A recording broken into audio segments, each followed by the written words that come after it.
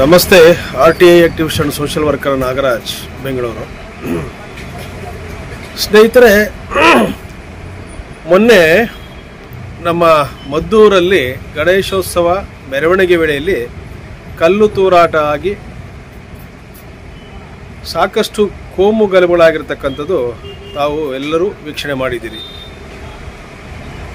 ಇದಕ್ಕೆ ಪ್ರಮುಖವಾದ ಕಾರಣ ಎಲ್ಲಿಂದ ಬರುತ್ತೆ ಅಂತ ಹೇಳಿದ್ರೆ, ಮೊದಲನೇದಾಗಿ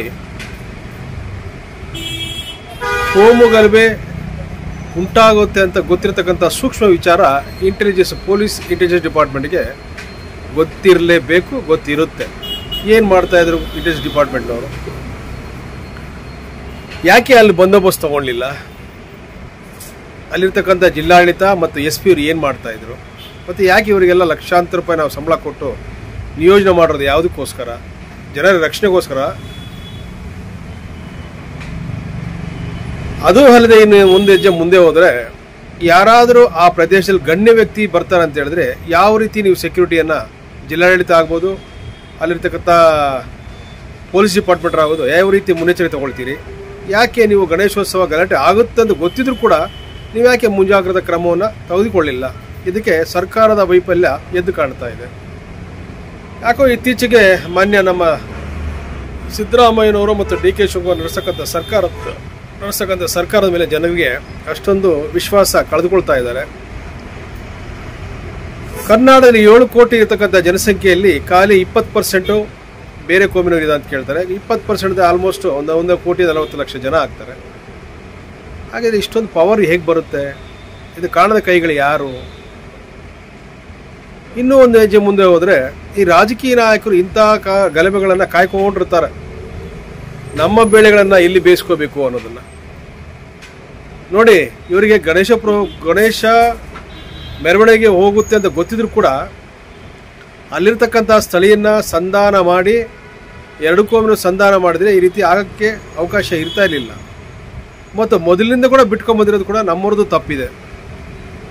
ಕಾನೂನು ಪ್ರಕಾರವಾಗಿ ಇದನ್ನೆಲ್ಲವನ್ನು ಸರಿಪಡಿಸ್ಕೋಬೋದಾಗಿತ್ತು. ಯಾಕೆ ಪಡಿಸ್ಕೊಂಡಿಲ್ಲ ಅಂದರೆ, ನಮ್ಮವ್ರು ಹೇಗೆ ಅಂದರೆ, ಒಂದು ಕಿಡಿ ಬೆಂಕಿ ಬಿದ್ದಾಗ ಆರಿಸ್ಲಿಕ್ಕೆ ಪ್ರಯತ್ನ ಮಾಡಲ್ಲ, ಇಡೀ ಜ್ವಾಲಾಮುಖಿಯಾಗಿ ಅವ್ರದ್ದು ಆದಮೇಲೆ ಮಾತ್ರ ಇವರು ಫೈರ್ ಇಂಜಿನ್ನು ಮತ್ತು ಪೊಲೀಸ್ ಡಿಪಾರ್ಟ್ಮೆಂಟು ಸಂಬಂಧಪಟ್ಟ ವ್ಯಕ್ತಿಗಳು ಎಲ್ಲ ಅಲ್ಲಿ ಬಂದು ನಿಂತ್ಕೊಳ್ತಾರೆ. ಮತ್ತು IG DG ಎಲ್ಲ ಬಂದು ನಿಂತ್ಕೊಳ್ತಾರೆ. ಎಲ್ಲ ಕಡೆ ಇರತಕ್ಕಂಥದ್ದಷ್ಟೇ. ಉದಾಹರಣೆ, ಯಾವುದೋ ರಸ್ತೆ ಅಪಘಾತ ಆಗಲಿ, ಒಂದು ಹಳ್ಳ ಆಗಿ ಹಳ್ಳದಿಂದ ಸತ್ತ ಅಂದರೆ ಮರುದಿವಸ ರಸ್ತೆನ ಪ್ಯಾಚಪ್ ಮಾಡ್ತಾರೆ. ಅಂದರೆ ಒಂದು ವ್ಯಕ್ತಿ ಒಂದು ಗುಂಡಿಯಲ್ಲಿ ಬಿದ್ದು ಸತ್ತರೆ ಆಮೇಲೆ ಇವರು ಪ್ಯಾಚಪ್ ಮಾಡೋದು ಕೆಲಸ ಮಾಡೋದು. ಆಮೇಲೆ ಪರಿಹಾರ ಕೂಡ ಅಷ್ಟೇ, 1 ಲಕ್ಷ 1.5 ಲಕ್ಷ ಕೂಡ ಕೈ ತೊಳ್ಕೊಂಡು ಕೇಸ್ ಮುಚ್ಚಾಕೋದು. ಇವತ್ತಿನ ರಾಜಕಾರಣದಲ್ಲಿ ಮಾಡ್ತಕ್ಕಂಥದ್ದು ಭಾಳ ದುರ್ದೈವ ನನಗೆ ಅನ್ನಿಸೋದಾದ್ರೆ. ಎಲ್ಲಿ ನೋಡಿದ್ರೆ ಭ್ರಷ್ಟಾಚಾರ ನಡೀತದೆ. ಯಾವುದೇ ಸರ್ಕಾರಿ ಆಫೀಸ್ ನೋಡಿದ್ರು ಭ್ರಷ್ಟಾಚಾರದ ಕೆಲಸಗಳೇ ಆಗೋದೇ ಇಲ್ಲ. ಎರಡನೇದು, ಯಾವುದೇ ರಸ್ತೆ ತೊಗೊಳ್ರಿ ನೀವು, ಪ್ರತಿ ರಸ್ತೆ, ಬೆಂಗಳೂರು ನಗರ ಆಗಿರೋದು, ಹಳ್ಳಿ ಆಗಿದ್ದು, ಪಟ್ಟಣ ಪ್ರದೇಶ ಆಗಿರೋದು, ಸಾಕಷ್ಟು ಹಳ್ಳಗಳು ಕೊಳ್ಳಗಳು ನಡೀತಾನೆ ಇದೆ. ಅದನ್ನು ಸರಿ ಮಾಡುವಂಥ ಪ್ರೇಮಕ್ಕೆ ಹೋಗೋದಿಲ್ಲ ಇವರು. ಯಾಕೆಂದರೆ ಇವರಿಗೆ ಬಿಲ್ ಮಾಡ್ಕೋಬೇಕು, ಸಾರ್ವಜನಿಕ ದೂರು ಕೊಡಬೇಕು. ಆ ದೂರದ ಪ್ರಕಾರ ಮತ್ತು ಅದನ್ನು ಒಂದು ಕಮಿಟಿ ರಚನೆ ಮಾಡಿ ಈ ಥರ ಆಯಿತು ಆ ಥರ ಆಯ್ತು ಅಂತ ಹೇಳಿ ಅದನ್ನು ಬಿಲ್ಗಳಾಗಬೇಕು. ಅಂದರೆ ಇಲ್ಲೊಂದು ದೊಡ್ಡ ಕಾಣದ ಕೈಗೆ ಮಾಫಿಯಾಗಳು ಕೆಲಸ ಮಾಡ್ತಾಯಿದೆ ಅಂತ ನನಗೆ ಅನ್ನಿಸ್ತಾ ಇದೆ. ಆಮೇಲೆ ಮಾನ್ಯ DK ಶಿವಕುಮಾರ್ ಅವರು ನನ್ನ ಬ್ರದರ್ಸು ಅಂತ ಹೇಳ್ತಾಯಿದ್ರು, ಸಾಕಷ್ಟು ಹೇಳ್ತಾಯಿದ್ರು. ಅದು ಯಾವುದೋ ಒಂದು ಕರ್ಪೂರದೊಂದು ಯಾವುದೋ ಒಂದು ಬೆಟ್ಟನ ಯೇಸು ಬೆಟ್ಟ ಮಾಡೋಕ್ಕೆ ಹೋದ್ರು, ಅಲ್ಲಿ ಜನ ಅವ್ರನ್ನ ಧಿಕ್ಕಾರ ಮಾಡಿ ಅಲ್ಲಿ ಅದನ್ನು ನಿಲ್ಲಿಸಿದ್ರು. ಅದಿರಲಿ, ಯಾಕೆ ಈ ರೀತಿ ಕೋಮು ಗಲಭೆಗಳ ಪ್ರಚೋದನೆ ಮಾಡ್ತೀವಿ? ಕೇವಲ ಒಂದು 25-30 ಹುಡುಗರು ತೊಗೊಂಡೋಗ್ಬಿಟ್ಟು ಇವತ್ತು ನೀವು ಜೈಲಲ್ಲಿ ಹಾಕಿದ್ರಿ. ಮೊದಲು ಯಾಕೆ ಮುಂಜಾಗ್ರತಾ ಕ್ರಮವಾಗಿ ಅಲ್ಲಲ್ಲಿ ಮಹಡಿಗಳ ಮೇಲೆ ದೂರದರ್ಶನದ ಒಂದು ಕ್ಯಾಮ್ರಾಗಳನ್ನು ಅಳವಡಿಸ್ಕೊಂಡು ಯಾಕೆ ಬಂದೋಬಸ್ತ್ ಮಾಡಲಿಲ್ಲ? ಯಾಕೆ ಅಲ್ಲಿ ಪೊಲೀಸ್ ಪಹರೆ ಹಾಕಲಿಲ್ಲ? 1000 ಜನ ಇದ್ದರೆ ಒಂದು 4 ಜನ ಪೊಲೀಸರು ಹಾಕ್ತೀರಾ? ಏನು, ನಾವು ಪೊಲೀಸರನ್ನ ಹಾಕಿದ್ದೀವಿ ಅಂತ ಆ 4 ಜನ ಪೊಲೀಸರು 1000 ಜನ ಕಂಟ್ರೋಲ್ ಮಾಡೋಕ್ಕಾಗುತ್ತಾ? ಆಗೋದಿಲ್ಲ. ಆಮೇಲೆ ಅದು ಯಾವುದೋ ಹೆಣ್ಣುಮಗಳು ಬೇರೆ ಆದಮೇಲೆ ಪೊಲೀಸರು ಹೊಡೆದು, ಆ ಪೊಲೀಸ್ ಅಪ್ಪನಿಗೇನು ಬುದ್ಧಿ ಇದೆಯೋ ಬುದ್ಧಿ ಇಲ್ಲೋ ಗೊತ್ತಿಲ್ಲ. ಒಂದು ಹೆಣ್ಣೊಂದು ಕಣ್ಣಿಗೆ ಕಾಣಲ್ವಾ ಅಪ್ಪನಿಗೆ? ಯಾರು ಹೊಡಿಬೇಕು ಅನ್ನೋದು ಗೊತ್ತಾಗಲ್ವ? ಕಾಮನ್ ಸೆನ್ಸ್ ಇಲ್ವ ಅಟ್ಲೀಸ್ಟು? ಪೊಲೀಸ್ ಆಗಿದ ತಕ್ಷಣ ಯೂನಿಫಾರ್ಮ್ ಏನು ಬೇಕಾದ್ರೂ ಮಾಡ್ಬೋದಾ? ನಿಮಗೂ ಒತ್ತಡ ಇರುತ್ತೆ, ಇಲ್ಲ ಅಂತ ನಾನು ಹೇಳಲ್ಲ. ಆದರೆ ಯಾರಿಗಂದ್ರೆ ಅವ್ರಿಗೆ ಹೆಣ್ಮಕ್ಳು ಯಾರೋ ಗಂಡು ಮಕ್ಳು ಗೊತ್ತಾಗೋದಿಲ್ವ ನಿಮಗೆ? ಏನು ಆ ಮೈ ಮೇಲೆ ಬಟ್ಟೆ ಬಂದುಬಿಟ್ರೆ ನಿಮ್ಗೇನು ಪವರ್ಫುಲ್ ಬಂದ್ಬಿಡುತ್ತಾ ನಿಮಗೆ? ನಿಮ್ಮನ್ನು ಯಾರು ಕೇಳೋರು ಮಾಡೋರು ಯಾರೇ ಇಲ್ವಾ? ಆ ಹುಡುಗಿ ಇವ್ರ ಮೇಲೆ PCR ಹಾಕಿ ಹುಡುಗಿನ ಜೈಲ್ ಕಳಿಸೋಂಥ ಕೆಲಸ ಮಾಡ್ಬೋದು. ಅದೇ ಇನ್ನೊಂದು ಮಧ್ಯೆ ಅದನ್ನು ಆಯಿತು, ಹುಡುಗಿಗೆ ಹೋಗಿದ್ದು ಕೂಡ ತಪ್ಪೆ, ಹೋಗಬಾರ್ದಾಗಿತ್ತು, ಹೋಗಿದ್ದಾಳೆ, ಆಯಿತು ಬಿಡಿ, ಅದೆಲ್ಲ ನಾವು ಕೇಳೋದು ಬೇಡ.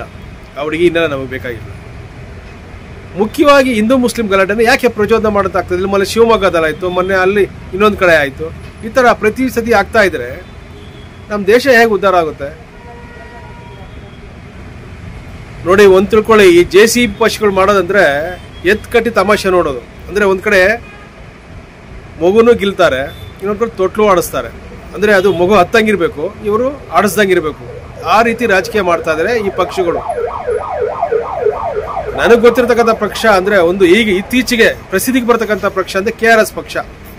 ಪಾಪ ರವಿಕೃಷ್ಣ ರೆಡ್ಡಿ ಎಲ್ಲಿ ಭ್ರಷ್ಟಾಚಾರ ಆಗುತ್ತೆ ಅಂತ ಪಾಪ ಕೇಸ್ಗಳು ಹಾಕ್ಸ್ಕೊಂಡು ಕೋರ್ಟ್ಗಳದ್ದು ಹಲ್ದು ಪಾಪ ಅವ್ರ ಸೈನಿಕರು ಏನೋ ಒಂದು ಸಾಧನೆ ಮಾಡೋಣ, ನಮ್ಮ ದೇಶಕ್ಕೆ ಒಂದು ಒಳ್ಳೆ ಆಡಳಿತ ಕೊಡೋಣ ಅಂತ ಓಡಾಡ್ತಾರೆ. ಆದರೆ ಅವ್ರಿಗೆ ಯಾರೂ ಪ್ರೋತ್ಸಾಹ ಮಾಡಲ್ಲ. ಬರೀ ಇಂಥ ಚಾಂಡಾಳರಿಗೆ, ನೀಚರಿಗೆ, ಅಧಮರಿಗೆ, ಭ್ರಷ್ಟಕೋರರಿಗೆ, ಅನ್ಯಾಯ ಮಾಡೋರಿಗೆ, ಕಾನೂನೇ ಗೊತ್ತಿರತಕ್ಕಂಥ ವ್ಯಕ್ತಿಗಳಿಗೆ, ಸರ್ಕಾರ ನಡೆಸ್ಲಿಕ್ಕೆ ಬರದಂತಕ್ಕಂಥ ವ್ಯಕ್ತಿಗಳಿಗೆ ಓಟ್ಗಳನ್ನ ಹಾಕಿ ಗೆಲ್ಲಿಸಿ ಕಳಿಸ್ತೀರ. ಏನು ಪ್ರಯೋಜನ? ಸಾರ್ವಜನಿಕ ಇದೇ ರೀತಿ ಗುಂಡಿಲಿ ಬಿದ್ದು ಸಾಯೋದು, ಆಕ್ಸಿಡೆಂಟ್ ಆಗೋದು, ಆಮೇಲೆ ಕೆರೆ ಒತ್ತುವರಿ ಮಾಡೋ ಜಾಗದಲ್ಲಿ ಮೋರಿಗಳು ಒತ್ತುವರಿ ಮಾಡಿಕೊಂಡು ಅಲ್ಲಿ ಪ್ರವಾಹ ಬರೋದು. ನೀರಿಗೆ ಹೋಗೋಕೆ ಅವಕಾಶ ಇಲ್ಲ ಬೆಂಗಳೂರಲ್ಲಿ. ಎಲ್ಲೋಗುತ್ತೆ ನೀರು? ಪ್ರಕೃತಿ ಯಾರ ಮಾತು ಕೇಳುತ್ತಪ್ಪ? ಏನು ಇವ್ರ ಮಾತು ಕೇಳುತ್ತಾ? ಇದು ಕಾಂಗ್ರೆಸ್ ಸರ್ಕಾರ ಈಗ ಮಳೆ ಬರಬಾರ್ದು, BJP ಸರ್ಕಾರ ಈಗ ಮಳೆ ಬರಬಾರ್ದು ಕೇಳುತ್ತಾ? ಕೇಳಲ್ಲ. ಆದರೆ ರಸ್ತೆ ನೀರಲ್ಲಿ ಹೋಗೋ ಜಾಗದಲ್ಲ ರಸ್ತೆಗಳು ಮಾಡ್ಬಿಡೋದು, ಅಲ್ಲಿ ಬಡಾವಣೆ ರಚನೆ ಮಾಡೋದು, ಇವ್ರು ರೆವಿನ್ಯೂ ಕಲೆಕ್ಷನ್ ಮಾಡೋದು. ಆಮೇಲೆ ಟ್ರಾಫಿಕ್ ಪೊಲೀಸರು 24 ಗಂಟೆ ಅವರು ಕೇಸ್ಗಳು ಹಾಕಿ ಏನು ಮೇಲಿಂದ ಹತ್ರ ರೆವಿನ್ಯೂ ಬೇಕು. ಇವರು ಪುಕ್ಕಟ ಭಾಗಗಳಿಗೆ ಯಾರೊಂದು ಭಾಗ ಕೊಡೋಕೆ ಕೇಳದ? ದುಡ್ಕೊಳ್ತಿರಲ್ಲ ಮನುಷ್ಯ. ಅಕಸ್ಮಾತ್ ಇಲ್ಲ ಬಿಡಪ್ಪ, ಇವ್ರ ಸರ್ಕಾರ ಅಲ್ಲ, ಪುಕ್ಕಟ ಭಾಗಗಳ ಬಗ್ಗೆ ಜನ ಊಟ ತಿಂತಾರಿಲ್ವಾ? ಇದು ಮುಂದಾದ್ರೆ ಸರಿಕೊಳ್ಳಿ. ಈಗ ನೋಡಿ ಮೊನ್ನೆ ಇದರಲ್ಲಿ ನೇಪಾಳದಲ್ಲಿ ಐತಲ್ಲ, ಅಸ್ಥಿ ಬರುತ್ತೆ, ಶ್ರೀಲಂಕಾ ನೇಪಾಳ ಉದಾಹರಣೆ ಕೊಡ್ತಾರಂದು. ನಂಗೆ ಹೇಳ್ತಾರೆ ಜನ, ಕಲ್ಲಲ್ಲಿ ಹೊಡಿತಾರೆ, ಸಿಕ್ಕ ಮನೆಗೆ ನುಗ್ಗೊಡಿತಾರೆ, ಮನೆಗೆ ಬೆಂಕಿ ಇಡ್ತಾರೆ. ಕೇರ್ಫುಲ್ ಆಗಿರಿ. ನೀವು ಎಲ್ಲ 1000 ವರ್ಷ ಬದುಕಲ್ಲ, 100 ವರ್ಷ ಬದುಕಲ್ಲ. ಎಲ್ಲ ಕಾಯಿಲೆ ಕಸ ಈಗಲೇ ತುಂಬಿಕೊಂಡಿದೆ. ನಿಮಗೆ ಒಳ್ಳೆ ಜೀವನ ಮಾಡಿ, ಒಳ್ಳೆ ಆಡಳಿತ ಕೊಡಿ. ಬದುಕಿರೋದಾಗ ನಿಮ್ಮನ್ನು ನೆನೆಸ್ಕೊಳ್ತಾರೆ. ಸುಭಾಷ್ ಚಂದ್ರ ಬೋಸ್ನು ಇವರೆಲ್ಲ ಯಾಕೆ ನೆನೆಸ್ಕೊಳ್ತಾರೆ? ಮಹಾತ್ಮ ಗಾಂಧಿನ ಯಾಕೆ ನೆನೆಸ್ಕೊಳ್ತಾರೆ? ಅವ್ರು ಕೊಟ್ಟಿರ್ತಕ್ಕಂಥ ಆಡಳಿತ, ಕೊಟ್ಟಿರ್ತಕ್ಕಂಥ ಜನಪರ ಕಾರ್ಯಗಳು. ದಯವಿಟ್ಟು ಇನ್ನಾದರೂ ರಾಜಕೀಯ ನಾಯಕರು ಕಲ್ತ್ಕೋಬೇಕು. ಸಾಕು, ನೀವು 1000 ಕೋಟಿ 2,000 ಕೋಟಿ ತಿನ್ನೋಕ್ಕಾಗೋದಿಲ್ಲ.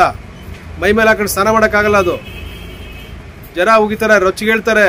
ಕೇರ್ಫುಲ್ ಆಗಿರಿ. ಯಾವ ಮಾನ್ಯ ನ್ಯಾಯಾಲಯ ಕೊಡಲ್ಲ. ಅಲ್ಲಿ ನೋಡಿದ್ರ ನೇಪಾಳದಲ್ಲಿ ಇಡೀ ವಿಧಾನಸೌಧಕ್ಕೆ ಬೆಂಕಿ ಇಟ್ಬಿಟ್ರು ಅವರು. ಆಗುತ್ತೆ ಅದು ಕೂಡ.